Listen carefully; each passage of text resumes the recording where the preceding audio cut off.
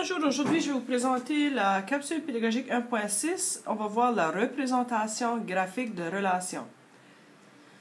Alors, qu'est-ce que nous avons ici à la gauche d'une table de valeurs? Qu'est-ce qu'il y a dans la colonne de la gauche? Ça, c'est ce qu'on connaît, c'était les entrées. Et qu'est-ce qu'il y a à la colonne de droite? C'est qu'est-ce qu'on connaît. On appelait ça des sorties. Alors, la table de valeurs, c'est quelque chose qui est quand même familier. Et pour compléter ma table de valeurs, ici, j'ai le nombre de disques compacts, N. Alors, si j'ai 0 disques compacts, 2, 4, 6, 8, 10, combien ça va me coûter? Puis ici, ça dit le prix en dollars. La relation, c'est 12N. Alors, si N est égal à 0, ça veut dire que je vais avoir 12 multiplié avec 0. Et ma réponse va être 0. Alors, je paye 0 $ si je n'achète pas de disque compact. Si j'en achète 2, 12 multiplié par 2, ça fait 24 $. Si j'en achète 4, je fais 4, 12, parce que ma relation 12, N est égal à 4, alors je fais fois 4, et ça me donne 48 $. 6, ok, si j'ai 12 $, puis j'en achète 6. Oh boy, 6, 12, c'est 72. Puis je regarde, à chaque fois, je fais des bancs de 24, hein? 24, 24.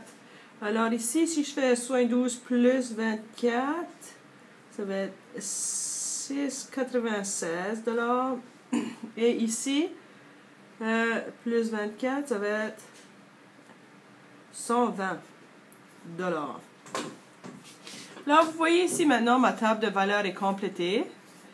Et ce que j'en sers, ce sont les coûts en dollars pour le nombre de disques compacts que je vais acheter. Maintenant, je vais le mettre sous forme de graphique.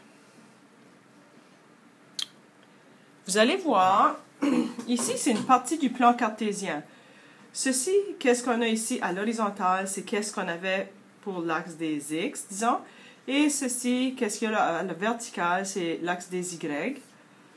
Dans notre table de valeurs, qu'est-ce qu'il y a à la gauche? La colonne qui est à la gauche, ça représente qu'est-ce que je vais mettre sur l'axe des X. Alors, puis vous voyez, j'ai un titre ici qui décrit cette ligne ici horizontale, c'est le nombre de disques compacts. Nombre de disques compacts.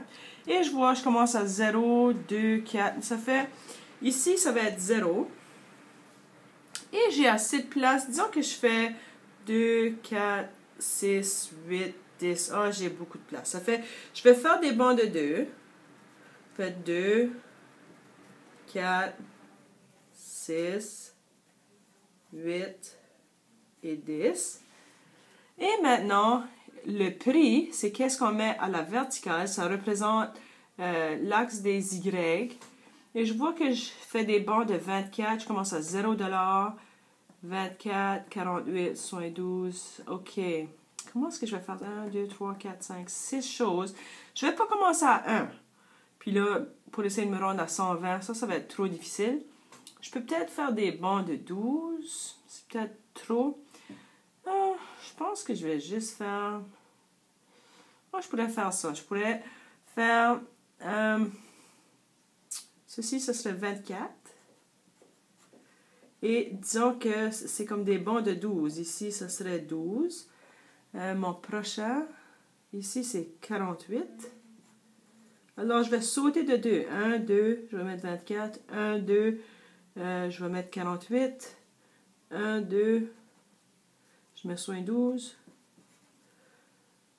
1, 2, 96. 1, 2, 120. Là, vous voyez, j'ai écrit mes nombres dessous ici. L'axe des X et ici, ils sont écrits à la gauche. Vous voyez ici, j'ai aussi quelque chose d'écrit ici pour décrire qu'est-ce qui se passe ici. Et c'est le prix en dollars. Avant de continuer ici, N, là, ça fait ici, je vais mettre N, parce que vraiment, ma variable, c'est N. Et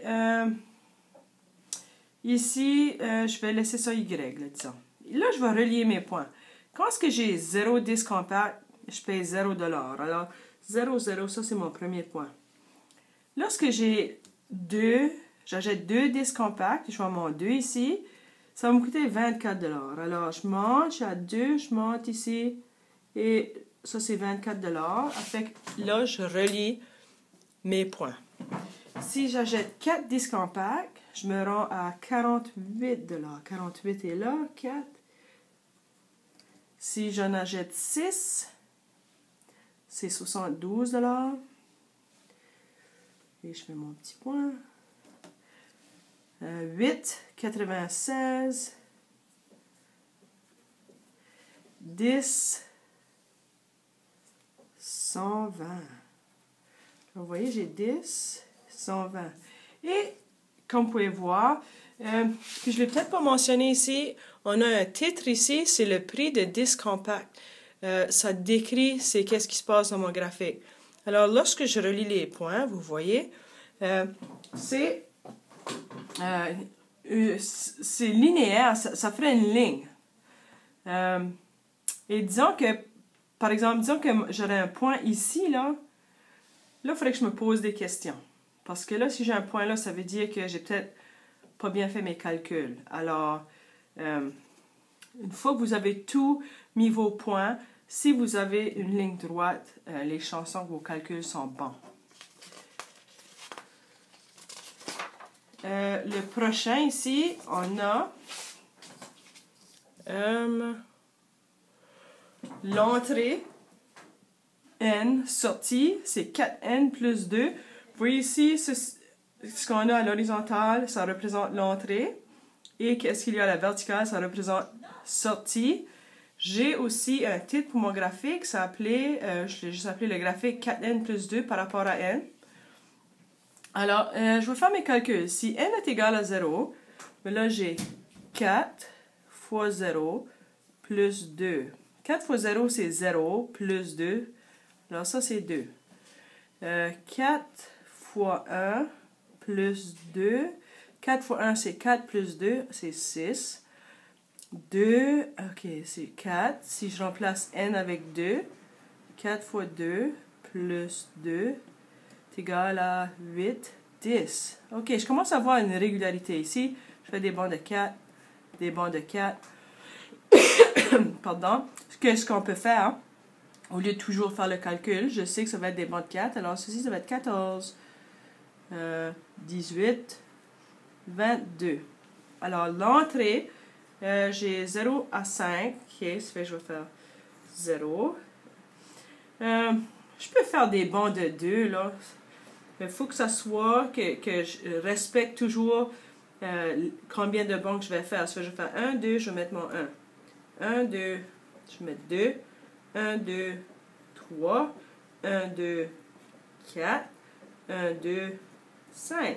Ça fait entre les deux, ça serait une demi, là, mais c'est pas grave. Et ici, pour la sortie, j'ai de 2 à 22. Si je fais des bancs de 2, ça c'est 2, 4, 6, 8, 10, 12, 14. Je pense que je peux me rendre à 22. Ça fait, pour un espace, ça va valoir 2. 2, 4, 6, 8, 10, 12, 14, 16, 18, 20, 22. Là, ok. Ça fait, c'est une bonne idée de remplir votre table de valeurs avant de faire votre graphique. Parce que là, je peux déterminer c'est combien d'espace ou comment est-ce que je vais écrire mes sorties. Alors ici, j'ai décidé de faire un espace vaut 2. Et pour l'entrée, vous voyez, j'ai un espace, ça vaut la moitié. Je vais relier mes points. Si j'ai 0 pour l'entrée, la sortie, je vais avoir 2. Alors, mon premier point va être ici. J'ai 0, 2. Si j'ai 1 pour l'entrée, ça va être 6. Là, je trouve 1 et 6, je relis mes points. Si j'ai 2, ça va être 10. 10 est ici, 2, 2, 10. 3 va être 14. 3. 14 est là. Ça fait... Vous voyez, j'ai comme une irrégularité aussi. Hein? Si je monte de 2, 1, 2, puis je vais 1, 2 vers la droite. Je vais laisser ici 1, 2, 1, 2. OK, 4. Est-ce que 4 va avec 18? Oui. 1, 2, 1, 2. Est-ce que 5 va avec 22? Oui. Et comme vous pouvez voir, mes points, si je ferais une ligne, ma ligne serait droite. Alors, ça va bien. Maintenant, vous allez essayer ceci. Vous allez essayer de remplir cette table de valeurs.